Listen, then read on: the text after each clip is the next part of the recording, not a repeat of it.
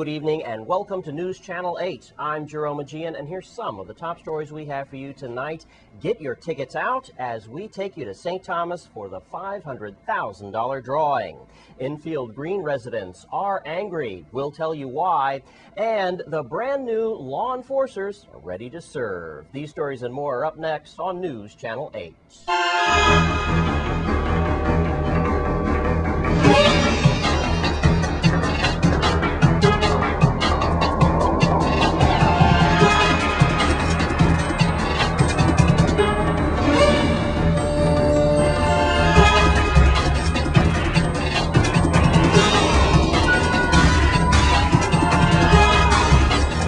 In our top story tonight, the VI Lottery held their gigantic drawing earlier today on St. Thomas. News Channel 8's Wes Small was there, and Charlotte Amali for the results.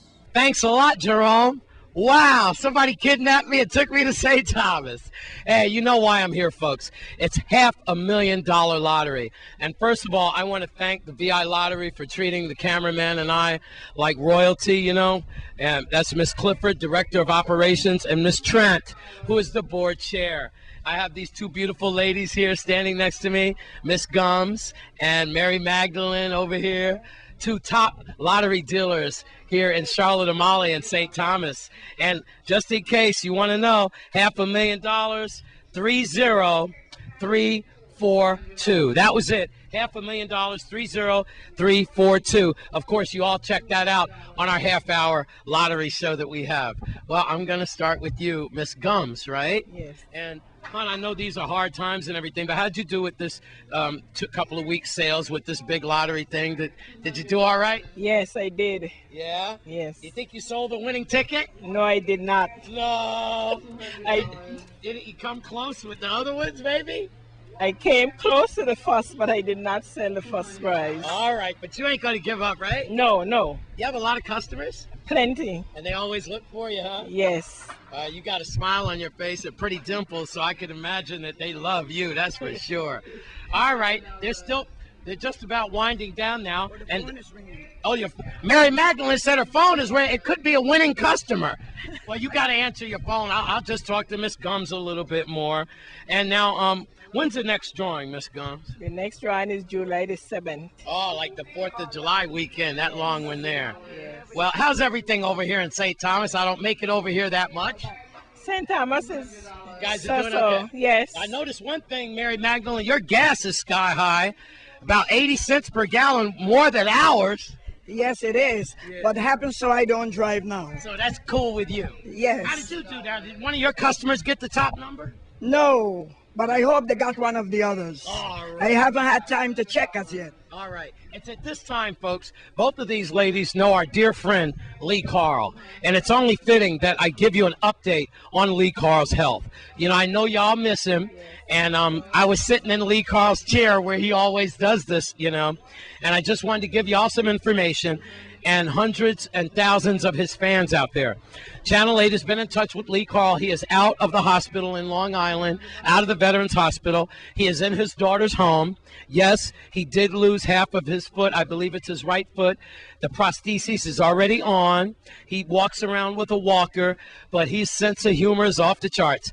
He always pokes fun at me, and he didn't stop. He said, Wes, you'd have loved the hospital. They got great morphine in here and pretty nurses. That's Lee Carl. Trust me on that. But anyway, he's doing good, and who knows, he might be back around October or so. I said, Lee, you just take your time, but boy, if you get back here, I'm going to Disney World. I need a vacation. But ladies, you treated me good. Mary, you wanted to say something? I want you to send our best to Lee Carl. He's watching this now. Yes. Because it's on YouTube. Millions of people are watching y'all pretty faces. Yes. Yes. So tell him, give him our best from the VI. All right. I'm going to wind this up. Hey, folks back there. All right. Thanks for treating me so well. That's my driver right there. He's going to take us back to the airport. So don't worry, all my St. Croix ladies. I'm coming home. With that, y'all really treated me really well. Anything else? Have a good trip back. Oh, I'm coming back, too. You can believe y'all treated me so nice. I'm coming back. Play the VI Lottery. Everybody wins. There you go. I'm Wes Small. in St. Thomas. Wait for it on News Channel 8. And in other news, the streets will be a lot safer thanks to some brand new law enforcement officers that graduated earlier today at Government House on St. Croix. Let's take a look. Today is a milestone for each of you. It is a day you should always remember with great pride,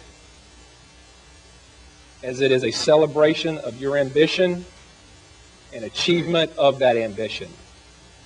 I congratulate each one of you, and I personally look forward to working beside you, not with you, but beside you.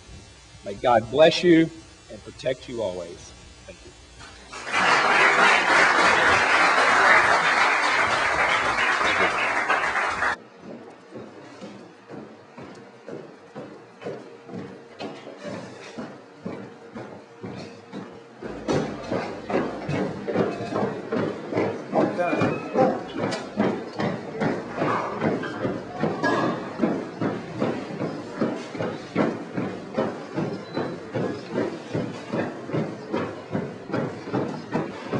And congratulations to the men and women in blue. Keep us safe out there.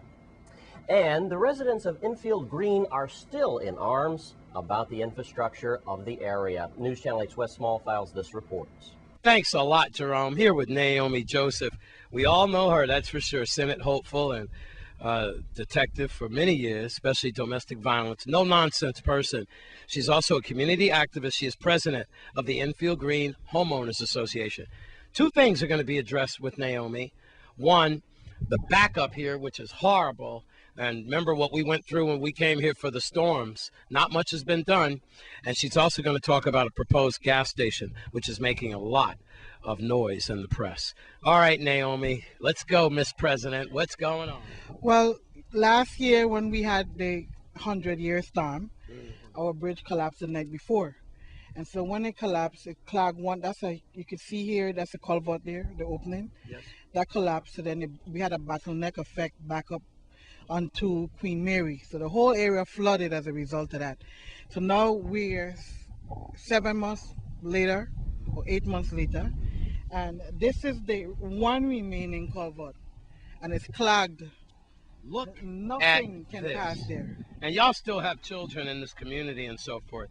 What kind of vermin can be nesting in this as we speak, like rats and all kind of thing got to be in there? It looks like beavers did a job on this here.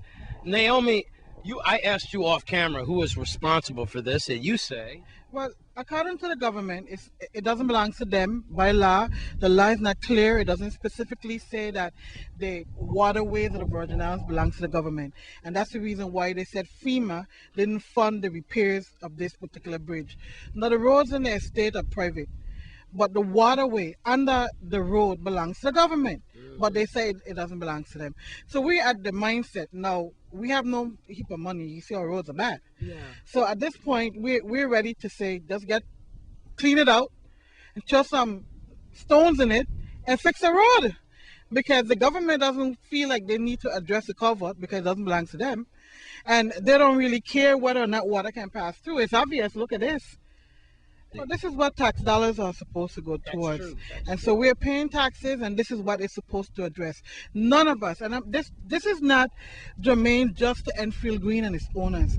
With this flag, we're talking about Williams Delight. And I did Williams Delight a couple of weeks ago. That's what we're talking about. So water, this is all directly linked. Because every drop of water that's running through Williams Delight, coming through Grove, coming back behind a Crucian Rum, and cutting across into Williams Delight, empties here. And that's the ocean straight ahead here.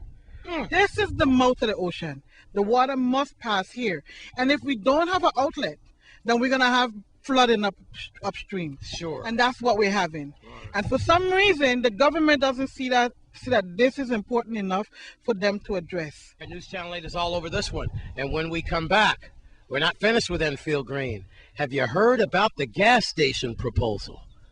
That's next. Meanwhile, I'm Wes Small. This is horrible on News Channel 8. When we come back from this break, we've got a housing expo for you, plus more. Stay with us on Channel 8.